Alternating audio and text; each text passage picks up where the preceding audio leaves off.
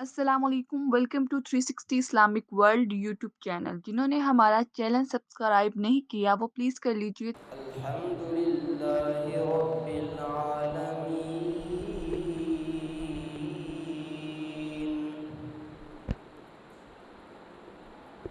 والعاقبۃ للمتقین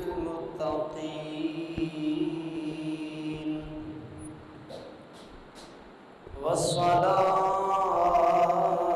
والسلام على سید الانبیاء والمرسلین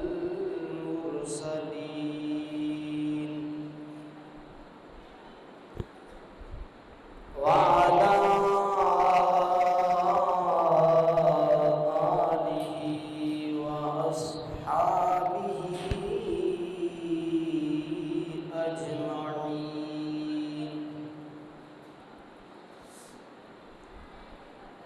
أما بعد فأعوذ بالله من الشيطان الرجيم.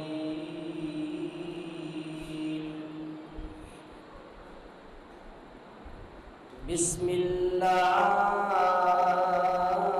الرحمن الرحيم.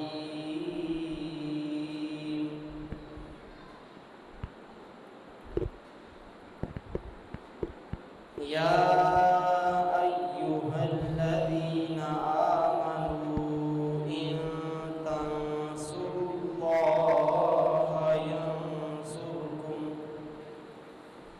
صدق الله مولانا العظيم وصدق رسوله النبي الكريم الأمين. نحن على ذلك لمن الشاهدين والشاكرين والحمد لله رب العالمين. إن الله وملائكته يصلون على النبي. يا أيها الذين آمنوا صلوا عليه وسلموا تسليما. الصلاة والسلام عليك يا سيدي يا رسول الله وعلى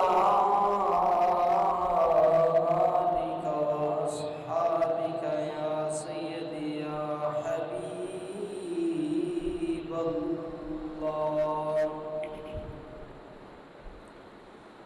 جان ساران بدر و احد پر درود، حق گزاران بیعت پہ لاکھوں سلام. جس مسلمان نے دیکھا انہیں ایک نظر، اس نظر کی بصارت پہ لاکھوں سلام. اللہ تعالیٰ کی حمد و ثنا کے بعد حضور تاجدار انبیاء، امام الانبیاء، زینت بزم کائنات، رونق کائنات، حسن کائنات، جان کائنات بلکہ جان جہان کائنات صلی اللہ تعالی علیہ وآلہ وسلم کی بارگاہ میں ہدیہ درود و سلام پیش کرنے کے بعد احباب ذی مقار، ہر ذی شعور بندہ سمجھتا ہے کہ جو قوم فکری طور پر آزاد ہو، موت سے بے خوف ہو اور سوچ پختہ ہو تو اسے کامیابی اور عروج سے کوئی چیز روک نہیں سکتی، اور جو اس کے الٹ فکری طور پر غلام ہو، اس کی سوچ پختہ نہ ہو اور بزدلی اس کی راگ راگ میں سرایت کیے ہوئے ہو تو وہ قوم کبھی ترقی اور عروج نہیں پا سکتی۔ کریم آقا صلی اللہ تعالی علیہ وآلہ وسلم کی زندگی تو ہمارے لیے بہترین نمونہ ہے ہی ہے نا۔ سرکار کی زندگی، سرکار کے صدقے، سرکار کی تربیت سے صحابہ کرام علیہ الرضوان نے وہ خوبصورت مثالیں چھوڑی ہیں، وہ خوبصورت کارنامے سر انجام دیے ہیں، ایسی ایسی زبردست انہوں نے تاریخی رقم کی ہیں کہ کائنات میں ان کی مثال نہیں ملتی۔ یہی وجہ ہے حضرت حسان بن ثابت رضی اللہ تعالیٰ عنہ، سرکار کے صلاح خان، سرکار کے صحابی، آپ سرکار کی شان میں اشعار کہا کرتے تھے، تو ان میں آپ نے ایک شعر یہ بھی کہا کہ اذا المکارم فی آفاقنا ذکرت فإنما بک فینا یضرب المثل۔ حضرت حسان بن ثابت عرض کرتے ہیں کہ یا رسول اللہ، آفاق میں، دنیا بھر میں جب کبھی اخلاق، اعلیٰ کردار اور بہادری، جرت کی جب مثالیں پیش کی جائیں گی، بڑے بڑے جب کارناموں کی مثالیں پیش کی جائیں گی، حوالے دیے جائیں گے، تو یا رسول اللہ ہم آپ کے غلاموں کے ہی حوالے دیے جائیں گے۔ یا رسول اللہ، ہمارے یعنی آپ کے غلاموں کے دنیا بھر میں حوالے دیے جائیں گے، مثالیں دی جائیں گی۔ تو یہ ہے صحابہ کرام علیہ الرضوان کی زندگیاں مبارک کہ آج بھی ان کی مثالیں دی جا رہی ہیں۔ سرکار صلی اللہ تعالیٰ علیہ وسلم کے صدقے میں صحابہ کرام علیہ الرضوان ایسی سرکار سے محبت کر کے دکھائی، سرکار سے ایسی وفاداری اور جان نثاری کی مثالیں پیش کی کہ اللہ تعالیٰ نے ان کے ایمان کو قیامت تک کے لوگوں کے لیے معیار بنا دیا۔ اللہ تعالیٰ نے قرآن پاک میں ارشاد فرمایا، آمینو کما آمن الناس، فرمایا ایمان لاؤ ایسے جیسے وہ لوگ ایمان لائے۔ اللہ تعالیٰ نے ان کے ایمان کو معیار بنا دیا، ایک سند قرار دے دیا، فرمایا ان جیسا ایمان لاؤ۔ تو احباب ذی وقار، صحابہ کرام علیہ الرضوان کا ایمان کیسا تھا، ان کی وفاداری کیسی تھی، اس حوالے سے آج کی نشست میں غزوہ احد کا کچھ نقشہ، کچھ پچھلے جمعہ المبارک میں بھی غزوہ احد کے حوالے سے میں نے عرض کیا تھا، غزوہ احد میں جن شہداء نے قربانیاں دی تھی ان میں سے چند کا ذکر کیا تھا۔ حضرت مصعب بن عمیر رضی اللہ تعالیٰ عنہ بڑے جلیل قدر صحابی تھے، ان کا ذکر کیا تھا۔ تو آج بھی غزوہ احد کے حوالے سے ہی کچھ عرض کروں گا۔ اللہ تعالیٰ نے مسلمانوں کو اسلحہ تیار کرنے کا حکم دیا ہے۔ قرآن پاک میں ہے وَأَعِدُّوا لَهُم مَّا اسْتَطَعْتُم مِّن قُوَّةٍ، یعنی طاقت، قوت، پاور تیار کرو اپنی استطاعت کے مطابق، اپنی ہمت گنجائش کے مطابق کفار کے خلاف طاقت تیار کرو، حکم ہے، اور اس پر ثواب کی بشارتیں ہیں۔ لیکن بندہ مومن کے لیے، مسلمانوں کے لیے، ایمان والوں کے لیے ہمیشہ سے یہی اصول ہے کہ بھروسہ اور اعتماد طاقت پہ نہیں کرنا بلکہ اللہ کی مدد پہ کرنا ہے۔ یعنی اعتماد اور بھروسہ اللہ کی ذات پہ کرنا ہے، اللہ کی مدد سے کامیابی ملے گی، طاقت سے، افراد کی قوت سے، مال و دولت اور اسلحہ کی قوت سے فتح کا یقین نہیں کرنا۔ فتح کا یقین کس پہ کرنا ہے؟ اللہ تعالیٰ کی مدد پہ۔ تو یہ ہمیشہ سے مسلمانوں کا یہی ایمان، یقین، اعتماد اور بھروسہ رہا ہے۔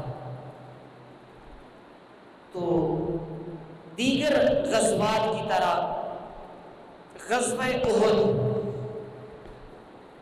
پہلے تو میں اس کا کچھ پس منظر، بیک گراؤنڈ عرض کرتا ہوں کہ غزوہ احد یہ کب، کہاں، کیسے پیش آیا۔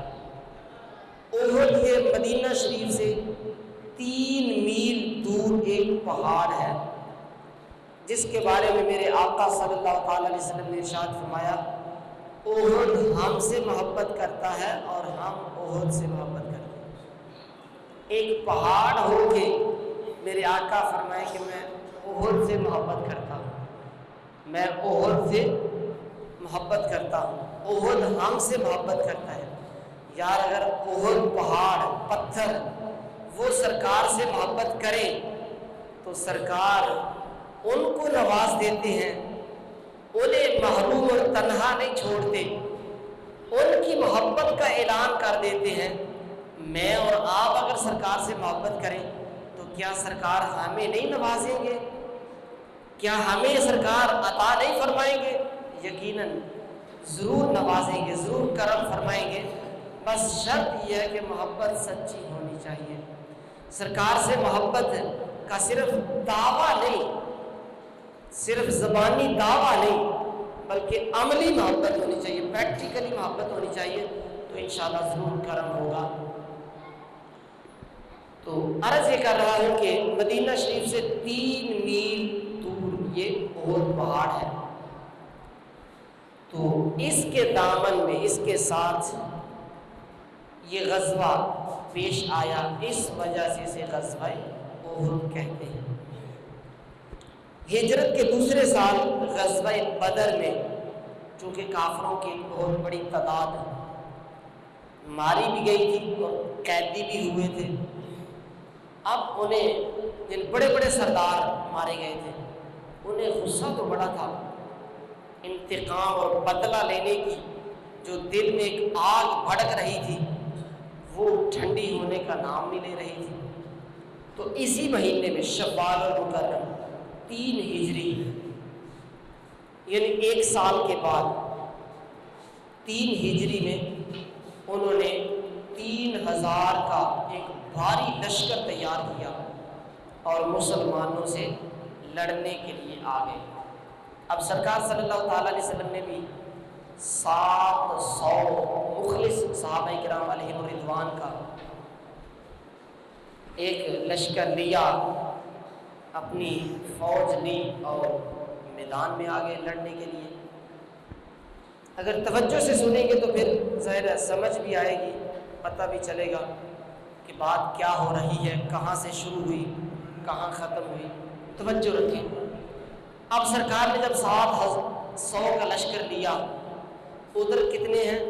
3000، ساز و سامان بھی زیادہ ہے، ادھر 700 اور ساز و سامان بھی اتنا نہیں ہے، لیکن اعتماد اور بھروسہ اللہ کی ذات پر، اللہ کے رسول کا ساتھ ہے۔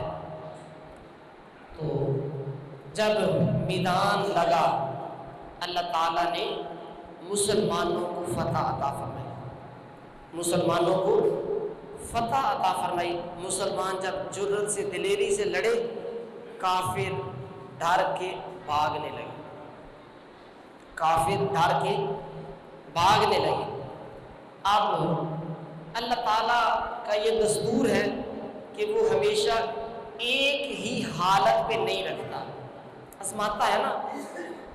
قرآن پاک میں اللہ تعالیٰ نے ارشاد فرمایا وَلَنَبْلُوَنَّكُمْ بِشَيْءٍ مِّنَ الْخَوْفِ وَالْجُوعِ وَنَقْصٍ مِّنَ الْأَمْوَالِ وَالْأَنفُسِ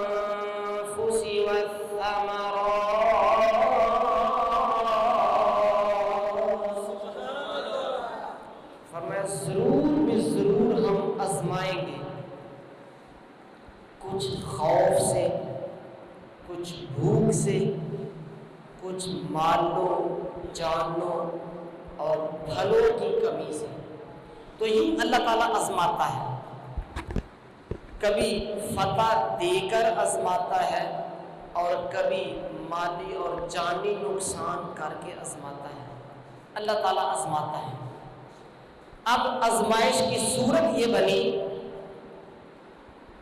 کہ سرکار صلی اللہ تعالیٰ علیہ وسلم نے ایک پہاڑی کی چوٹی پر، ایک درے پر 50 صحابہ کو کھڑا کیا تھا، حضرت عبداللہ بن جبیر رضی اللہ تعالیٰ عنہ کی سربراہی میں، اور فرمایا تھا کہ کچھ بھی ہو جائے تم نے یہ چوٹی کو چھوڑنا نہیں ہے، تم نے یہ درے کو چھوڑنا نہیں ہے، تم نے اس جگہ کو چھوڑنا نہیں ہے۔ اب جب ادھر صحابہ کرام نے حملہ کیا، کافر ڈر کے بھاگنے لگے، اب مسلمان ان کے پیچھے بھاگے، ان سے ان کا مال و اسباب لے لیا، مال و اسباب ان سے چھیننے لگے۔ اب یہ جو صحابہ تھے چوٹی پہ، انہوں نے سوچا کہ جنگ ختم ہو گئی، کافر بھاگ گئے ہیں ڈر کے، جنگ ختم ہو گئی ہے، لہٰذا ہم بھی نیچے چلتے ہیں اور جا کے مال و اسباب سمیٹتے ہیں۔ کچھ صحابہ تو ادھر کھڑے رہے، انہوں نے کہا کہ نہیں، سرکار نے کہا تھا کہ کچھ بھی ہو جائے تم نے چھوڑنا نہیں ہے، یہ جگہ کو چھوڑنا نہیں ہے۔ کچھ صحابہ تو کھڑے رہے، لیکن باقیوں نے سمجھا کہ سرکار کا حکم پورا ہو چکا ہے، سرکار کی بات پوری ہو چکی ہے، جو سرکار نے فرمایا تھا وہ پورا ہو چکا ہے، اس لیے آپ یہاں کھڑے ہونے کا فائدہ ہی نہیں ہے، وہ نیچے آ گئے۔ اب ہوا کیا؟ ہوا یہ کہ کافروں کا ایک افسر تھا خالد بن ولید، اب بعد میں یہ مسلمان ہو گئے تھے اور بہت بڑا انہوں نے کام کیا تھا، بڑا جہاد کیا تھا، لیکن اس وقت ابھی کافر تھے۔ خالد بن ولید یہ کافروں کے افسر تھے اس وقت، انہوں نے پلٹ کے اس درے کو دیکھا کہ وہ خالی ہے، چند صحابہ تھے، اس نے پلٹ کے حملہ کر دیا، جو اس پہاڑی چوٹی پر صحابہ تھے ان کو بھی شہید کر دیا، اور جب حملہ کیا اب ادھر سے جو کافر بھاگ رہے تھے انہوں نے بھی حملہ کر دیا مڑ کے، ان کو پتہ چلا کہ پیچھے سے ہمارے ساتھیوں نے حملہ کر دیا ہے، اب ادھر سے بھی حملہ ادھر سے بھی مسلمانوں پر حملہ ہو گیا، تو یوں مسلمانوں کو ایک بہت بڑی تعداد میں نقصان ہوا، ایک بڑی تعداد میں مسلمان شہید ہوئے۔ لیکن اس حالت میں بھی اگرچہ وقتی طور پر مسلمانوں کو نقصان ہوا، آزمائش ہوئی، سرکار صلی اللہ تعالی علیہ وسلم کے دندان مبارک کو بھی تکلیف پہنچی، اور یہ افواہ پھیلا دی گئی کہ معاذ اللہ سرکار صلی اللہ تعالی علیہ وسلم شہید ہو گئے، یہ افواہ پھیلا دی گئی۔ اب مسلمانوں کی حالت بڑی عجیب تھی، ظاہر آپ سمجھتے ہیں کہ جس ہستی سے وہ اپنی جان سے زیادہ محبت کرتے ہوں، جب ان کے شہادت کی اطلاع پہنچی تو صحابہ کرام جو بڑے بڑے جلیل القدر صحابہ تھے وہ پریشان ہو گئے، سمجھ کچھ نہیں آ رہا تھا کہ کریں تو کیا کریں، ایک طرف ہو کے بیٹھ گئے۔ بہرحال کچھ صحابہ کرام سرکار کی حفاظت میں کھڑے تھے، تقریباً 30 کے قریب صحابہ کرام وہ سرکار صلی اللہ تعالی علیہ وسلم کے ارد گرد گھیرا بنا کے سرکار کی حفاظت کے لیے کھڑے تھے، حتیٰ کہ تیروں کی بارشیں ہو رہی تھی، تو جناب حضرت طلحہ رضی اللہ تعالی عنہ یہ اپنے ہاتھوں پہ تیروں کو روک رہے تھے، جب اور کچھ نہ ملا سرکار صلی اللہ تعالی علیہ وسلم کی حفاظت کرنے کے لیے اور کچھ سامان پاس نہ تھا تو اپنے آپ کو آگے کر دیا، اپنے ہاتھوں سے تیروں کو روک رہے تھے۔ حضرت سیدہ صدیقہ اکبر رضی اللہ تعالی عنہ بعد میں فرمایا کرتے تھے کہ ذاک یوم کلہ لطلحہ کا، فرماتے ہیں احد کا دن تو سارے کا سارا طلحہ کا تھا۔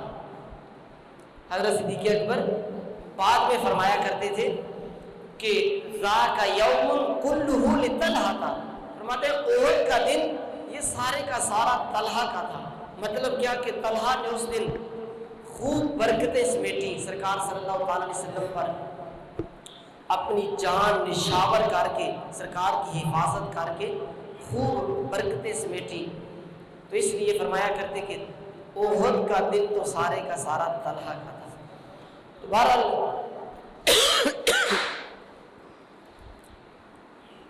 اس میں جو ایک بہت بڑا سبق اور درس جو پہلے بھی میں نے عرض کیا وہ یہ ہے کہ مسلمانوں کو جہاد کی تیاری کا حکم دیا گیا ہے، اسلحہ بنانے اور رکھنے، قوت پاور طاقت بنانے اور طاقت رکھنے کا حکم دیا گیا ہے، لیکن ساتھ ساتھ یہ بھی تربیت کی گئی ہے کہ بھروسہ جو ہے وہ طاقت پر نہیں رکھنا بلکہ اللہ کی ذات پہ رکھنا ہے۔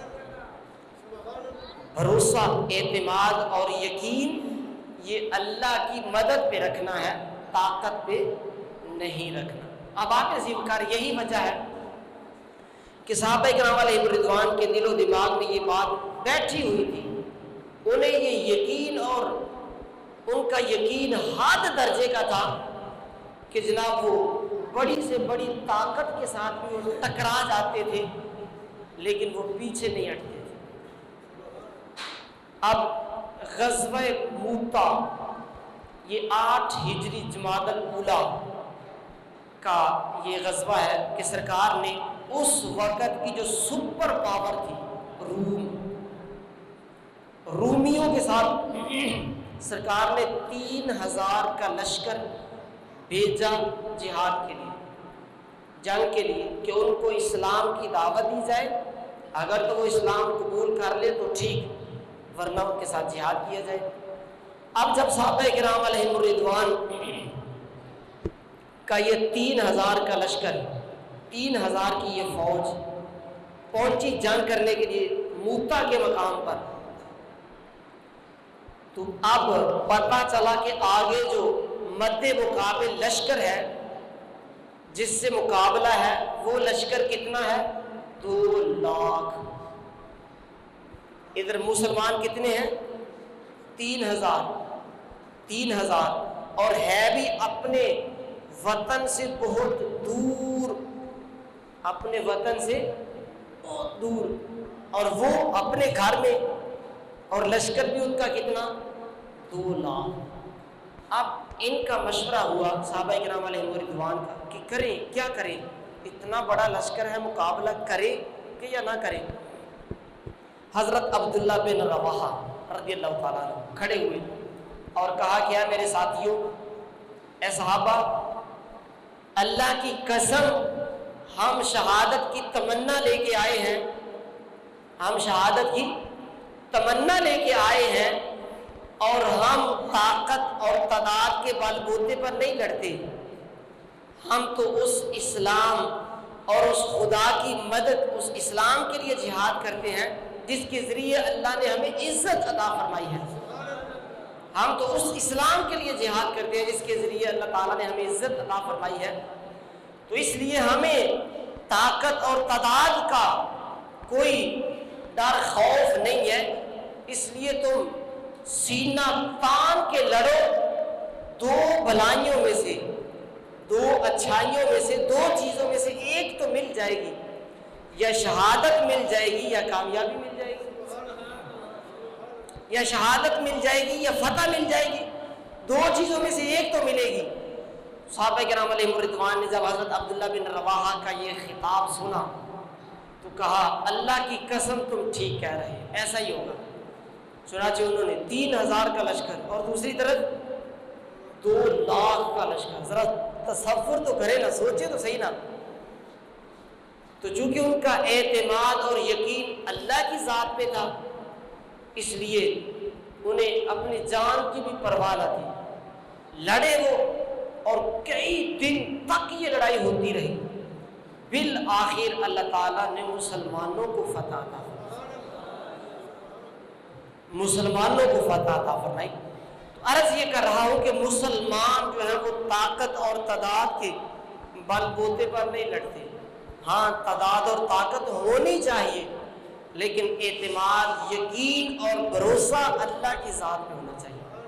آج یہ چیز جو ہے نا وہ ہم میں ختم ہو گئی ہے، یہ چیز آج مسلمانوں میں ختم ہو گئی ہے، جس کی وجہ سے مسلمان ذلیل ہو رہے ہیں، جس کی وجہ سے مسلمان رسوا ہو رہے ہیں، جس کی وجہ سے مسلمانوں پر جگہ جگہ ظلم و ستم ہو رہا ہے، اور مسلمان جو ہے وہ دب کے زندگی گزارے ہیں کہ ان میں جرت اور دلیری نہیں ہے۔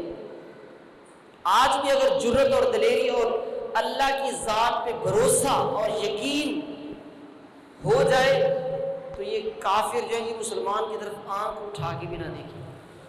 حالانکہ 57 کے قریب اسلامی ممالک ہیں، اور بعض ممالک ایسے بھی ہیں جو بڑے مضبوط ہیں، فوجی طاقت کے لحاظ سے اور اسلحہ کے لحاظ سے، معیشت کے لحاظ سے بڑے مضبوط ہیں، لیکن وہ جرت کہاں سے لائیں، وہ دلیری کہاں سے لائیں، وہ اعتماد اور یقین کہاں سے لائیں جو صحابہ کرام علیہم رضوان میں تھا۔ اس وجہ سے آج ہم رسوا ہو رہے ہیں، آج ہم دوسروں کے دستے نگر بن کے رہ گئے ہیں، آج ہم بھیک مانگنے پر مجبور ہیں۔ کیوں؟ وہ اعتماد اور وہ بھروسہ نہیں ہے اللہ تعالیٰ کی ذات پر۔ تو اباب ذی وقار، اب آزمائش تھی غزوہ احد میں، پہلے تو مسلمان فتح حاصل کر لی، کافر بھاگ گئے، لیکن جب انہوں نے پلٹ کے حملہ کیا، اب چونکہ یہ نادانستہ طور پر، یعنی یوں کہہ لیں کہ نہ جانتے ہوئے، جان بوجھ کر نہیں، بے توجہی کی وجہ سے یہ لغزش ہوئی، یہ خطا ہوئی، یہ غلطی ہوئی کہ سرکار صلی اللہ تعالیٰ علیہ وسلم کے حکم کی نافرمانی ہو گئی، غلطی سے، جان بوجھ کے نہیں، انجانے میں، نادانستہ طور پر یہ غلطی ہوئی، تو اب اس کی سزا یہ بھگتنا پڑی کہ درجنوں مسلمان شہید ہوئے جب انہوں نے پلٹ کے حملہ کر دیا۔ لیکن پھر بھی جب صحابہ کرام علیہم رضوان ثابت قدم رہے اور جرت اور دلیری اور بہادری کا مظاہرہ کیا، تو اللہ تعالیٰ نے کافروں کے عزائم اور ان کا جو منصوبہ تھا کہ ہم مسلمانوں کو ختم کر دیں گے، اللہ تعالیٰ نے وہ منصوبہ اور ان کا وہ ارادہ ناکام فرما دیا، اور بالآخر کافر جو ہے وہ بھاگ کھڑے ہوئے، کافر جو ہے وہ رسوا ہو کے بھاگنے پر مجبور ہو گئے، اور مسلمانوں کو اللہ تعالیٰ نے پھر بھی محفوظ فرما لیا۔ لیکن وقتی طور پر جو آزمائش آئی وہ میں نے عرض کر دیا، تو اس میں بھی حکمت تھی، اس میں بھی ایک تربیت تھی قیامت تک کے لیے کہ تمہیں کامیابی ملے گی اسی صورت میں جب تم اللہ اور اس کے رسول کی اطاعت کرو گے۔ یہی تربیت تھی نا قیامت تک کے لیے کہ تمہیں کامیابی ملے گی جب تم اللہ اور اس کے رسول کی اطاعت کرو گے۔ احباب ذی وقار، تو یہ تھا مختصر سا نقشہ غزوہ احد کا۔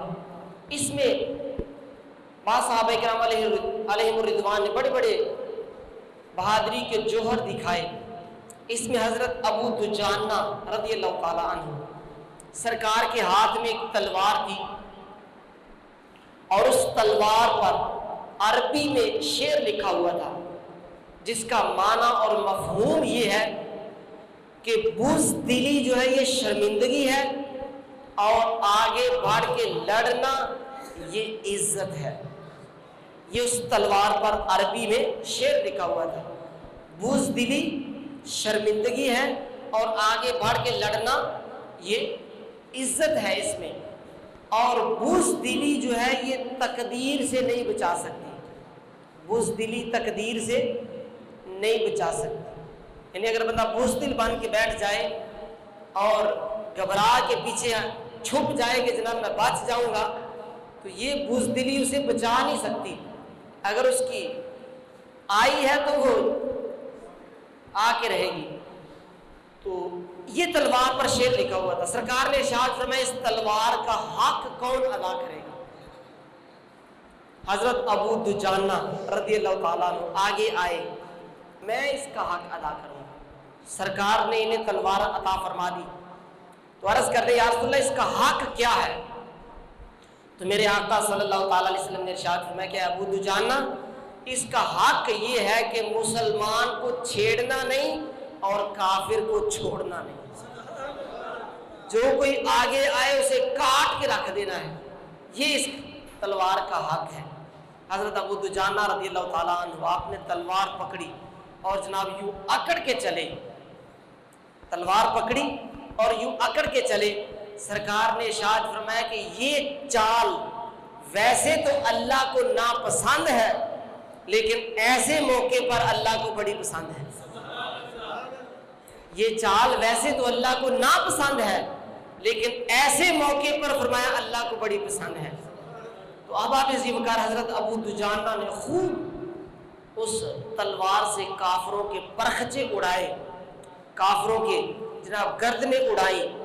سرکار کی بارگاہ میں حاضر ہو کے عرض کرتے ہیں یا رسول اللہ کیا میں نے اس تلوار کا حق ادا کر دیا ہے؟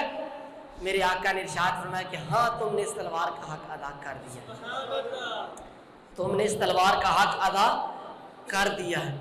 تو اب آپ اسی وقار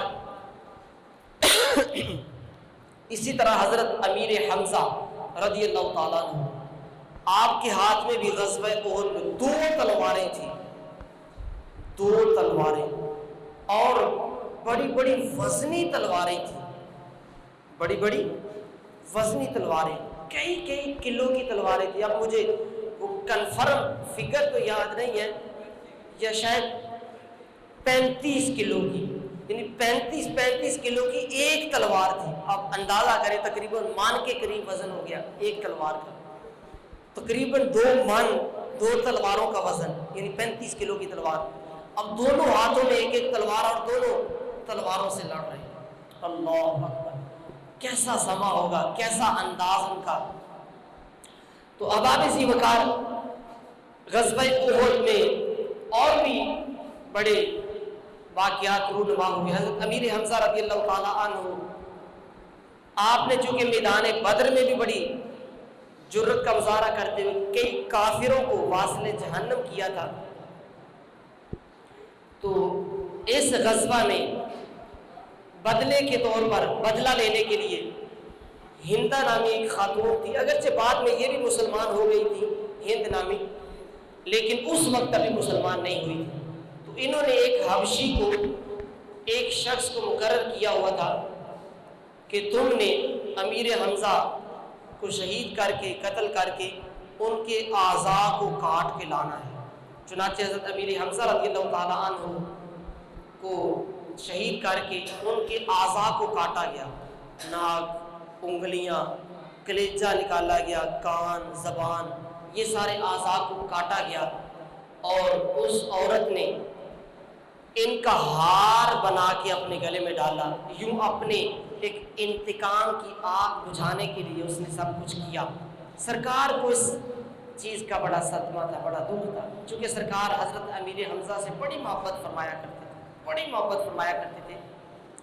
اور بعد میں بھی سرکار صلی اللہ تعالیٰ علیہ وسلم ان سے بڑی محبت فرمایا کرتے، حتیٰ کہ ایک شخص آیا بارگاہ رسالت میں حاضر ہو کر عرض کرتا ہے یا رسول اللہ مجھے اللہ تعالیٰ نے بیٹا عطا فرمایا ہے، میں ان کا نام کیا رکھوں؟